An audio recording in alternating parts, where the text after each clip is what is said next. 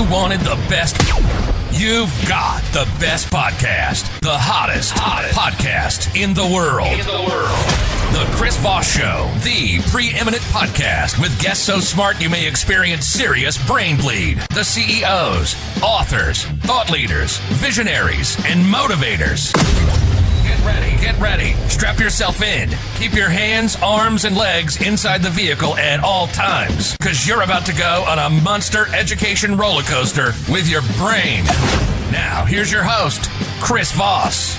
This is Voss here from thechrisvossshow.com. Well, ladies and gentlemen, there are these things that makes it official. Welcome to 16 years and 3,000 episodes of the Chris Voss Show, the oldest living podcast out of a handful.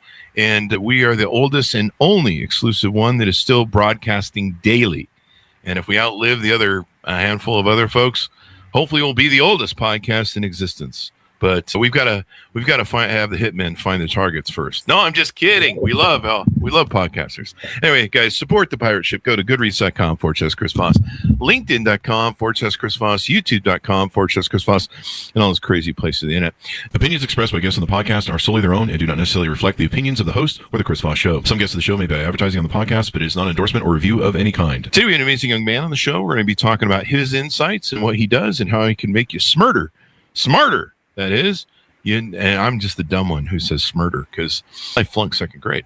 He's the author of the latest book to come out called Financial Fortress by Stephen Powell. We're going to end it with him, find out his deets, and all that good stuff. Welcome to the show, Stephen. How are you? Thank you, Chris. I'm doing well. Thank you. And give us any .coms, websites. Where do you want people to find out more about you on the interwebs? Sure. If they search Powell Financials, whether that's Facebook, LinkedIn, YouTube, that's pretty much the ones I stay the most active on, as well as powellfinancials.com, which is the website itself. That's where they can schedule consultations, see more about me, see more about the book, steady updating it. So tell us about this financial fortress. Yes, sir. It's a thing that I've been working on for a while now. I just had to sit down and really get serious about it. And what I wanted to do was give people a different strategy that they could use. I never talk bad about any strategy anyone uses because we all need all of them. But this was just a thing that wants to protect your money and grow it at the same time. One thing we don't consider is the taxes that whenever we have a retirement, that how much the taxes is going to hit us for, as well as the market volatility. You go to take that money out at the wrong time, it's a bad situation. And so one of the things that I come across in a very terrible way was a medical trauma that happened. And that's when it hit me that there had to be different options out there. And so that's what I found. Yeah, there's those emergencies that can pop up that no one ever sees, like medical issues. You can be cruised along life, everything's fine, and suddenly you got some issues. And when doctors are not cheap these days, last time I checked, and they're just like, "Do you want to pay us $1 million, or do you want to live?" Or wait, did I do that wrong? I think I did that wrong. Do you want to die? Anyway, you got the point. You talk about this, and you give a little bit of this. Is a little bit of this your memoir of your experience in finances and then how to try and overcome other things that maybe you do and help clients with? Yeah, it's just a guide to give somebody something to think about. I was told all my life to put your money in a 401k or put it in a bank, put it in stocks, and just hope the market goes up and leave it there. And when you get ready to need it, it'll be there. Well, what they didn't tell me was the rules and the side things that go along with that. You know, the fact that you got to be 59 and a half to touch it, or you're going to pay a penalty and then you're going to pay taxes, and just hope it goes up, don't go down. And this is just a different strategy that people can use and give you that protection to go alongside of whatever you're currently doing. Yeah. It's a lot of people don't like to think about math and finances and stuff. What's your advice to them on stuff like that? It's fine to not want to face it, but you're going to have to. Like I said, in my medical trauma, I was and I mentioned this in the book, and this is what brought the book, was I was perfectly healthy 40-something-year-old guy. I went to the gym every morning. And at the gym, I had my aortic dissection, and they expected me to die. And I was the sole breadwinner in the house. I had 2 young girls, one 2 months old, a wife who had just finished nursing school. And so we didn't have any other money other than mine. And when I went to pay the medical bills and pay the doctors, I didn't have access to it. So not only was I pulling out my retirement, I was also paying penalties and taxes on it as well. Oh, no. That's not good at all. Yeah. Now, a lot of people don't realize, too, you pay taxes on your retirement income, I think it is, or your Medicare or Medicaid or something. Not fully the pro here. You can end up paying on your retirement 401k. You can end up paying it on Social Security and Medicare as well. Wow. Depending on the amount of money. Yeah. That can be not fun. And then I got a friend right now who's going through a life with cancer. He's got throat cancer, and it really throws your whole life. It brings it to a stop because this becomes the number one priority is staying alive as opposed to, I don't know, cocaine and hookers on the weekends. Whatever you're at the Chris Voss show on Fridays. Anyway, call back, Joe. Yeah. So some of the things you talk about in your book are in regards to accumulating money, but you talk about the accumulation trap. What is that? The accumulation trap is it's not to say that saving and investing are wrong. They are essential. And the trap is that a lot of people are taught just to save more, invest, wait, and just trust the process, right? What they're not taught is that the accumulation and distribution of that money require opposite strategies. So just because you're saving and putting it and hoping for the best, that's great. And I encourage that. But I also want that person to understand that it is a trap, that if that's where all their eggs are, it's going to be something to be sad about when the time comes. You're going to be sad. Don't be sad. Plan. There's what's that old adage? If you don't plan, you plan to fail, right? Yeah. Fail to plan, you plan to fail. Some people think I won't plan anything, and then some bad happens, or it works out, then whatever. But no, most times it doesn't work out if you don't plan, if you don't strive for that. And those are some big principles. What are some other axioms that you see people thinking about or running into that hold them back or screw them up financially? At the end, it's a big deal because most people run out of the ability to work. You're going to sometimes into a forced retirement because I think around 70 it gets real penalized to keep working and making money. For someone like me or you, we can write books, speak, probably do a podcast up until hopefully we're 80. I just had one of the head of the podcast divisions, Blueberry, on where we host our thing, and they said there's 98-year-old podcasters. Yeah, there's a runway for us, but not a lot of people have that runway or the expertise to be an entrepreneur to just make money out of thin air like we do. And so you really have to think about, I've known a lot of people that they retire and then they realize, especially with inflation, that they really can't afford to retire. It's more costly and more whatever than anything. One of the financial firms, Allianz, a few years ago did a study, and they found that 25% of the people in the United States will never retire. Oh, wow. I think the number was 60% would have to go back to work. Yeah. After retiring. And that goes to a lot of what this book discusses is how to retire and stay retired. Yeah. And that's what forced me into this situation that I'm in now with the financial fortress, helping others. The job I had before was a contract job, and going on the road, traveling to the United States was great, but it was a physically demanding job. And my health said no more. That was the end of it. I had to find something else to get into. That's how I ended up here. Was just I didn't have a choice. I couldn't do my old job anymore, and I'm a guy who didn't go to college, didn't enjoy it. Here I am. Huh? Yeah, you've got. How much does it cost to retire now? I hear a lot of numbers kicked around and stuff of what it costs to retire, or how much you should have when you retire, so that you can deal with the headwinds of inflation and stuff like that. How much should you have saved in your retirement accounts for if you want to retire? so much of that's variable. If you got it in tax-free accounts, of course, it's a lot better. If you've got a 401k with $2 million in it, that looks great on paper. But if you're paying taxes on that $2 million, whenever you go to withdraw it, you're talking about probably around a 30% tax bracket. Hopefully it stays around that. By the time you and I get ready to retire, probably be way more than that. Yeah, with the way inflation's going the last couple of years, it's just going through the roof. And so you lose a large chunk of that. Yeah. And so I don't know if you can really put a number on it, depending on several factors, but I like for my clients to have that 2.5, they say around a 10%, 10 times what you make a year. 10%. Okay. 10 times. I'm sorry, not 10%, 10 times. 10 times what you make per year? Is that what you said? Yes, sir. Okay.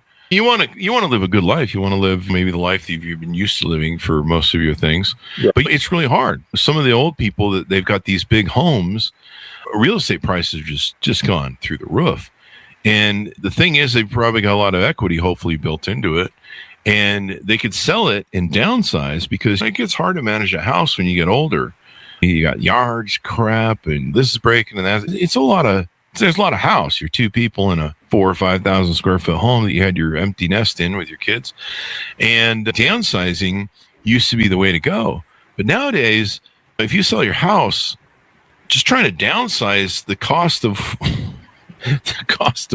a new, even cheap condos and stuff like that, or a small retirement community maybe, or even a small home is just stupid crazy expensive. You're going to end up almost like a trade. Yeah. Right? Like I've talked to my mom about this. I'm like, you should have a big house and get out of it. And she's like, Chris, any other real estate property is going to cost the same as what I'd sell it for. Yeah. I'm going to downsize, but I'm actually losing value of what I have. Honestly, it would be better to stay in a bigger house for the same price than you would pay for a smaller house, because at least you got elbow room, especially if you've been married for 40 years. And that's where they're at. You know, my mom, a similar situation. My dad passed away a few years ago. Oh. And so it's just her, but she's 76 years old and she's trying to manage a home with a couple of acres, and she's in good health, but it's still a lot for her. But she can't downsize because that house is paid for and it's done and it's sufficient. It's bigger than what she needs. But if she were to downsize, she'd end up paying more money than what she has now. It's really wild. It used to be you could roll with the ups and downs. You could be like, okay, you wait for a downturn in real estate and you buy in the low and see whatever. But yeah, it's really crazy. But $2 million to retire now, roughly then, huh? Would you say $1 to $2 million or $2 million solid? I would say $2 million. All right. And again, that depends on what your health is. If you're going to the doctor every couple of weeks, and that's going to eat at it, and several other things. What I do with my clients is we sit down and we look at a financial needs analysis and see where they're at and what they have now and what they'll need at that time. And now, how much can I get for a kidney, maybe an eyeball, a lung, and a liver? That's going to have to be with a smarter guest than myself. I won't bet heavy with that part, Chris. I mean, I think I got a retirement plan here. I haven't tried that one out. I don't know how that donation. Out. Yeah, it's really funny. You can always tell. We've had a number of people that have come on the show that have written books and talked about this. It's not really a scam, but to talk about what's that thing that people give? Not blood, but plasma. The plasma business, and how much money they make, and how much they really don't pay people for getting their plasma like they should. And it's funny. You can always tell when we're in a recession or we're in tough times, because I think just prior to the war, around the time when gas went up with the Iran war, I started seeing these plasma commercials. Do you need money? Do you pay for that gas that's $6 per gallon? We can help you. Come on down. Yeah, just come give us some of that plasma. And I just started getting a flood of them in my. You drive by, we see a lot more cars in the parking lot of that point. I'm like, wow, that might be my retirement plan. What else in the book should we tease out to people to let them know some of the other good tips that are in there and how they need to buy the book to read them?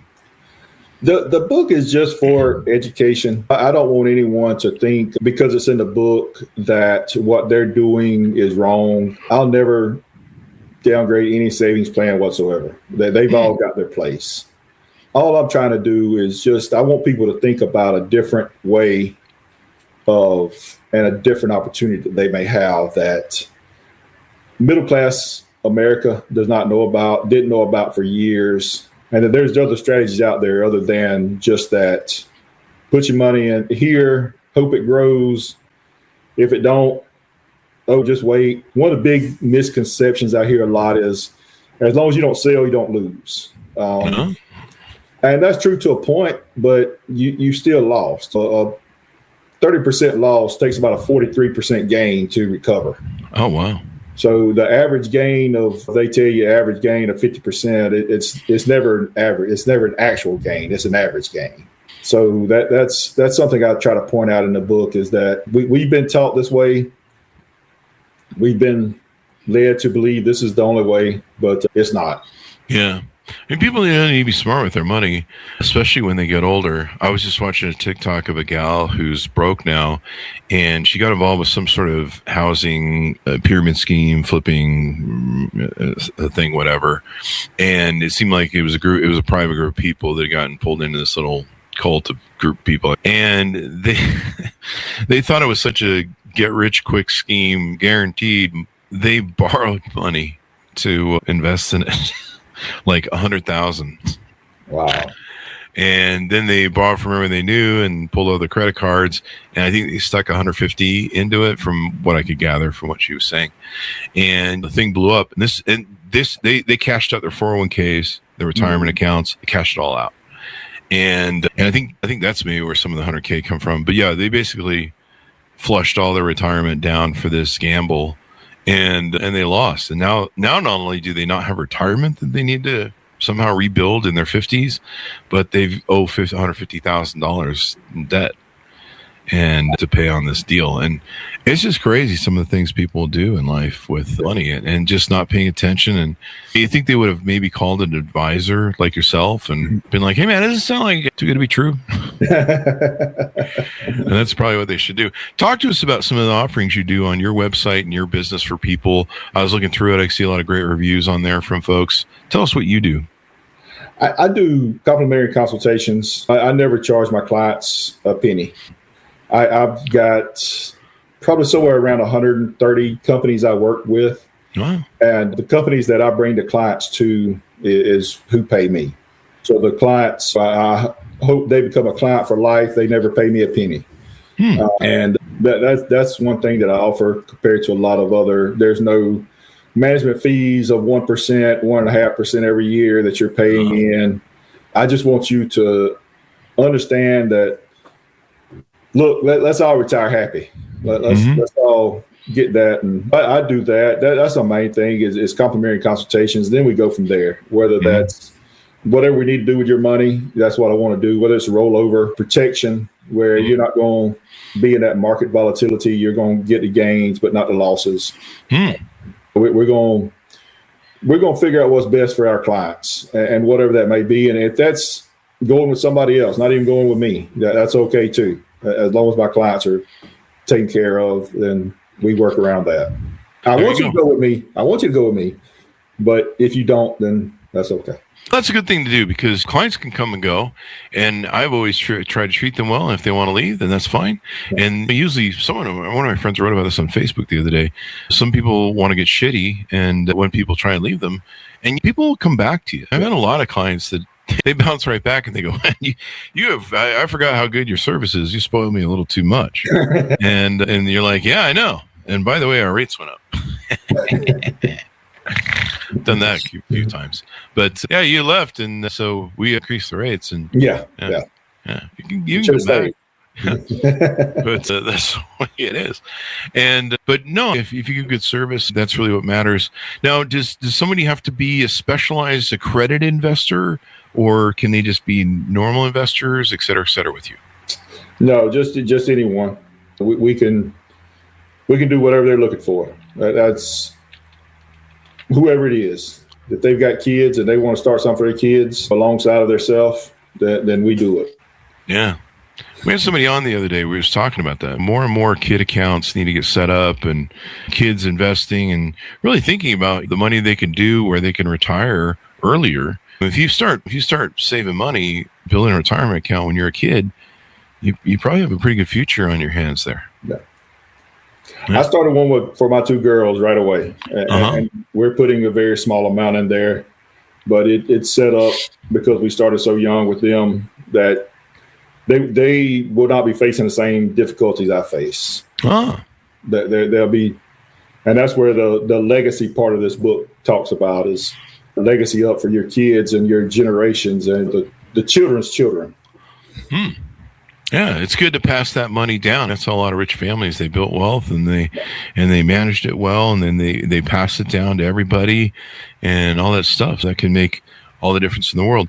What are some other ways that you help people? You do the coaching and consulting where they can talk to you. Do you manage their money specifically under your systems, or do you just give them advice and counsel?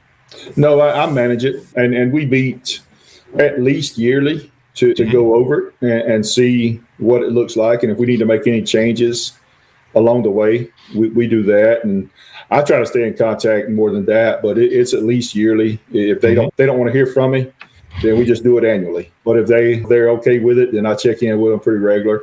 Yeah. And that's what we want to do, is if they trust me, then I want them to earn that trust. And so we're gonna review it constantly and look and see if we can make any tweaks to it to improve their situation. Yeah, that's smart. That makes a lot of sense to do it that way. But yeah. And they can reach out to you. They can contact you for a free consultation. Press the button on their website. They can see some of the testimonials and services. And then you do tax strategy guidance. So if people need help with tax decisions, that's a big thing. Risk management, wealth management, retirement planning, portfolio management, investment advisory, and financial planning. So you can plan for a life. A lot of people, you need to think about these things, man. They're not fun to think about. Wait, I'm going to die. I'm going to have to retire. I'm going to do all that BS. But it comes sooner than you think. That's right? One thing that's undefeated. Comes sooner than you think, buddy. That's I know. Right now, I'm just looking back at my life going, what happened? I was 12 yesterday. What the F? And the older you get, the faster it comes. Oh, yeah, dude. It just goes whipping. And like sometimes I just go, I was on a podcast yesterday and we were talking about something. And I go, wait, isn't today Monday? And he goes, no, dude, it's Wednesday. That tells you where I'm at. Anything more we need to know about before we go, Stephen? I just appreciate the opportunity to come on and speak with you. I hope that your viewers and listeners have maybe gain some different insight, and please reach out to me. Like I say, whether it's just to hear me or you're looking for some sort of advice, and we can definitely help you. Thank you, Stephen. We really appreciate it. Give us your .coms one last time as we go out. Yeah, sure. It's www.powellfinancials.com, POWELL, financials with an S.com. Stephen, thank you very much for coming on the show. We really appreciate it. Thank you. Thank you. And folks, pick up his book, Financial Fortress. Protect your money, grow your wealth, build your legacy, and you won't have to sell any body parts. No, I added that last part there, folks. Check that out, folks. Oh, did you have an anticipated future book coming out? I think we want to tease. I do. I'm actually working on a workbook right now to go along beside this one. Okay. It's just the Financial Fortress workbook.